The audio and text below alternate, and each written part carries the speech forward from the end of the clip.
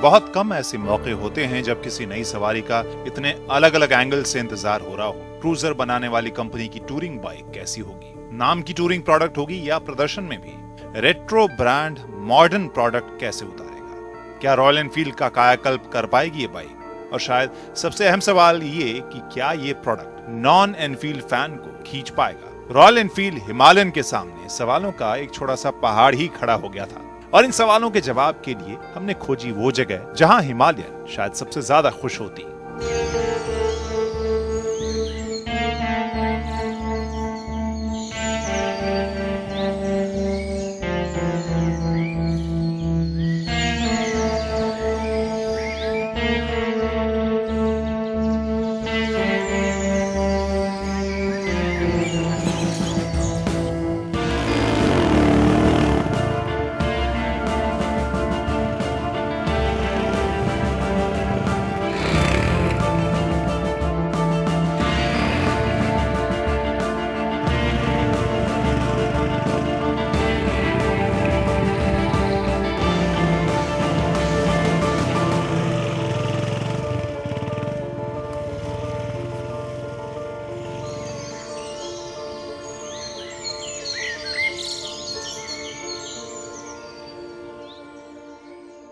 तो आज मौका मिला है इस रॉयल एनफील्ड की नई पेशकश को चलाने का और कंपनी जो दावा कर रही है कि ये सेगमेंट ब्रेकर होगी, नए तरह के बाइकर्स को आकर्षित करेगी, जो रॉयल एनफील्ड के फैंस हैं उनके अलावा भी बाइकर्स को ये आकर्षित करेगी।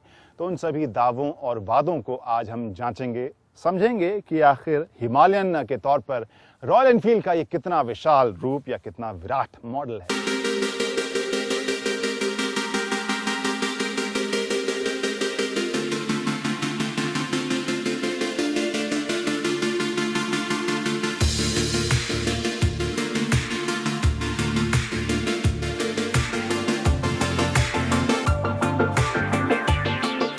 ये वो हिस्सा है जिसके बारे में काफ़ी उत्सुकता थी, आखिर ये क्यों लगाया है रॉयल एनफील्ड ने। तो यहाँ पर न सिर्फ इसके एक ऑफ रोडिंग कैरेक्टर को ये एनहांस करता है, बल्कि ये फंक्शनैलिटी के हिसाब से भी ये काम करता है। इसमें आप अगर लंबी दूरी पर जा रहे हों, इधर सुराख दिए गए हैं, यानी आप अपना फ्यूल कैन या जेरी कैन जिसे कहते हैं, उसे आप अलग से अगर लेके चलना चाहते हैं लंबी दूरी पर, तो उसे आप यहाँ पर दोनों तरफ या अगर कोई बैग बांधना है तो आप बैग भी बांध के लंबे सफ़र पर निकल सकते हैं। तो जैसा मैंने कहा, फंक्शनैलिटी के साथ डिज़ाइन अच्छा मेल है, बहुत ही अच्छा संतुलन है। इसके अलावा आपको ज़्यादा कुछ फ्लैशी सा यहाँ पर दिखाई नहीं देगा। हिमालयन आपको यहाँ लिखा हुआ दिखेगा।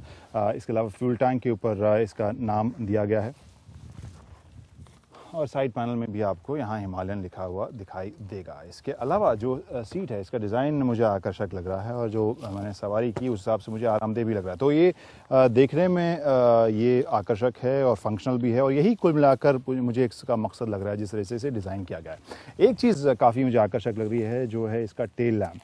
जिस तरीके से इसे डिज़ाइन किया गया है, काफ़ी यूरोपियन टाइप की फील देता हुआ एंगुलर डिज़ाइन वाला ये टेल लैम्प है। आप समझ गए होंगे कि रॉयल एनफील्ड में इस तरह की लुक आपको देखने को नहीं मिलती टेल लैम्प्स में। इसके अलावा सामान रखने के गुंजाइश काफ़ी ज़्यादा है, जिस तरह से आपको ग्रैब रेल के साथ यहाँ पर सामान रखने की के लिए दी गई है जगह। और इसके अलावा आप यहाँ पर साइड में जो जिस तरह से स्टोरेज बॉक्सेस हम लेकर चलते हैं या अगर टूरिंग के दौरान आपको लगाना है तो उसके लिए यहाँ गुंजाइश दी गई है और वो भी मुझे काफ़ी ठोस सा लग रहा है। इसका अगर हम एग्जॉस्ट को देखें तो एग्जॉस्ट नए तरीके की फील के साथ आ रहा है, बड़ा है। हालांकि इस तरह के छोटी बाइक्स में आपको इस डिज़ाइन का तो एग्जॉस्ट मिलेगा, लेकिन इसका आकार काफ़ी बड़ा है और साथ में ये चौड़े ट्रेड वाला जो टायर है वो भी इसे ख़ास रगड सा लुक दे रहा है। उसके डिज़ाइन एलिमेंट में कुछ न कुछ ऐड कर रहा है। यहाँ पर अगर हम इसके इंस्ट्रूमेंटेशन को देखें तो जानकारी आपको क्या क्या मिल रही है वो मैं दिखाता हूँ। ये देखिए, और यहाँ पर स्पीडोमीटर है, आपके पास आरपीएम मीटर है, टैकोमीटर है, फिर आपके पास ट्रिप मीटर है। एवरेज भी आपको बता रही है। यहाँ तो 14 किलोमीटर पर आवर के हिसाब से आपकी एवरेज स्पीड नज़र आ रही है। इसके अलावा आपके पास एक कंपास भी है। पता नहीं कितने लोग एक्चुअल हार्डकोर इसे इस्तेमाल करने वाले होंगे, लेकिन एक अच्छा टच है। यहाँ पर आपको दिखा रहा है ये कि नॉर्थ ईस्ट की तरफ फ़िलहाल आप फेसिंग हैं। तो कुल मिलाकर कॉम्पैक्ट है, सभी जानकारियाँ इसमें आपको आ रही हैं और डिज़ाइन के हिसाब से आकर्षक भी है। और जहां हम आए थे वो वाकई ऐसी जगह थी जहां हिमालयन अपने असली रूप को दिखा सकती थी।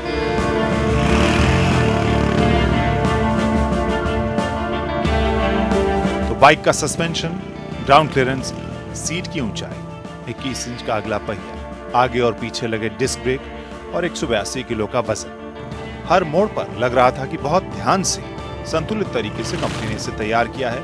लंबे मुश्किल रास्तों के लिए क्या कुछ किया जा सकता था, कंपनी ने लगभग सब कुछ किया है और साथ में लगभग 30 किलोमीटर प्रति लीटर का माइलेज का दावा कंपनी कर रही है। वैसे मिट्टी पर भगाने के बाद मन तो नहीं कर रहा था, लेकिन आम सड़कों पर भी तो चलाना था हिमालयन। आपको बता दें कि इसमें 411 सीसी का इंजन लगा है, 24.5 bhp की ताकत मिलती है, 32 न्यूटन मीटर का टॉर्क मिलता है। और 2.25 लाख की बाइक्स के बीच में अगर हिमालयन के टॉर्क को देखें तो ये इस बाइक की खासियत है जो दमदार राइड देता है। आम सड़कों पर भी ये मजेदार लग रही थी, हालांकि उतनी नहीं जितनी मिट्टी में, क्योंकि ऊंचे आरपीएम पर ये ज्यादा मजेदार आपको लगेगी। शुरुआती आरपीएम पर टॉर्क थोड़ा आपको कम लगेगा, या कहें कि यहां आकर आम रॉयल एनफील्ड की याद आपको आएगी, जैसे धुआंधार ट्रैफिक में जल्दी गियर चेंज या इंजन के गर्म होने के बाद एक दो बार न्यूट्रल ढूंढने में मुश्किल आपको रॉयल एनफील्ड की याद आएगी। लेकिन फिर आगे सड़क के खुलने के बाद आप भूल जाएंगे ये एक रॉयल एनफील्ड। अब इसकी कीमत दिल्ली में लगभग 2.25 लाख की ऑन रोड कीमत में आ रही है, रॉयल एनफील्ड हिमालयन।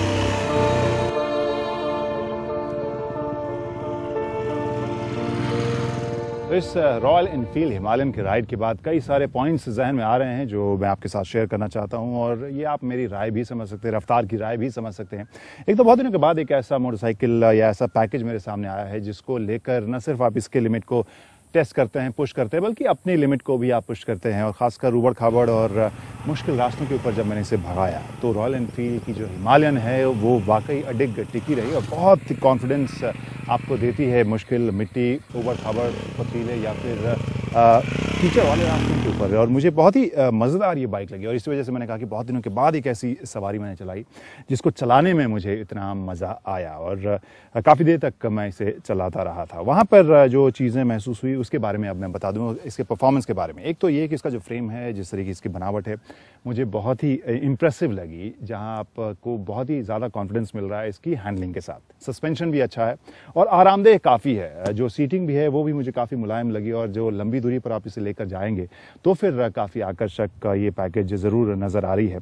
इसके अलावा अगर मैं कहूं तो जो गियर शिफ्ट है वो शुरुआत में काफ़ी क्रिस्प रहता है और जो पुरानी रॉयल एनफील्ड में जो समस्याएं रहती हैं वो थोड़ी सी मुझे इसमें महसूस हुई। जब गर्म होने के बाद आप गियर थोड़े से अटकते हैं, उतना क्रिस्प नहीं रह जाता है और इस वजह से आप थोड़े से आपको याद आती है कि ये दरअसल एक रॉयल एनफील्ड है। तो एक तरह से खामी भी है, लेकिन जो रॉयल एनफील्ड के फैंस हैं उनके लिए मुझे नहीं लगता कि वो इसे खामी कहेंगे, वो तो एक इसकी आइडेंटिटी कहेंगे। खैर, इसके अलावा जो जिस चीज़ की मैं तारीफ़ करना चाहता हूँ वो इसके टायर्स काफ़ी ज़्यादा आपको कॉन्फिडेंस देते हैं। और जो मिट्टी जिस मिट्टी के ऊपर मैं चला रहा था, कल रात ही बारिश हुई थी और ऐसे में मिट्टी जो थी वो बहुत ठोस नहीं थी, बावजूद इसके इसने कभी मुझे कॉन्फिडेंस कम नहीं दिया और मैं इसे डरा नहीं। धीरे धीरे इसने मुझे जब मैंने इसे चलाया कॉन्फिडेंस मेरा बढ़ा। तो मुझे ये बाइक बहुत ही मज़ेदार टूरिंग बाइक लग रही है, जिससे न सिर्फ आप आम रास्तों के ऊपर, सड़कों के ऊपर जा सकते हैं, बल्कि मुश्किल रास्तों के ऊपर भी आप मज़ा कर सकते हैं और वज़न भी आपको इसका बहुत ज़्यादा नहीं लगेगा। और आखिर में वही सवाल कि किन बाइकर्स के लिए रॉयल एनफील्ड हिमालयन अच्छी बाइक होगी। तो मुझे लगता है कि जो भी टूरिंग बाइक ढूंढ रहे हैं, जो आमतौर पर रॉयल एनफील्ड की तरफ जाते थे, उनको एक एक्स्ट्रा बेनिफिट मिलेगा। ये बहुत ज़्यादा वर्सेटाइल बाइक है उन सभी क्रूजर्स के मुकाबले। इसके अलावा जो महंगी टूरिंग बाइक्स लेना चाहते थे, जो 8 लाख या 12 लाख रुपए की है, उस हिसाब से अगर आपके पास बजट नहीं है तो फिर हिमालयन आपके लिए एक बेहतरीन पैकेज साबित होगी। ज़्यादातर चीज़ें मुझे अच्छी लग रही हैं, मैं तारीफ ही करूंगा, लेकिन सवाल सिर्फ एक ही मुझे जहन में आ रहा है, जो इसके इंजन के गर्म होने के बाद फिर से मुझे याद आया कि क्या ये रॉयल एनफील्ड के बाकी इंजन की तरह ही बिहेव करेगी और मेंटेनेंस के मामले में थोड़ा सा ज़्यादा नखरा दिखाएगी आम बाइक से। ये दरअसल देखने वाली बात होगी। मैं बहुत उसके बारे में अभी कुछ नहीं कह सकता, लेकिन अभी जितना मैंने चलाया है, जितना इसे रगड़ा है, जिसे हम लोग हिंदी में कहते हैं, उस हिसाब से मुझे इसने क्वालिटी में भी इम्प्रेस किया, हैंडलिंग में भी इम्प्रेस किया और जो रिफाइनमेंट था उसने उस मामले में भी इम्प्रेस किया।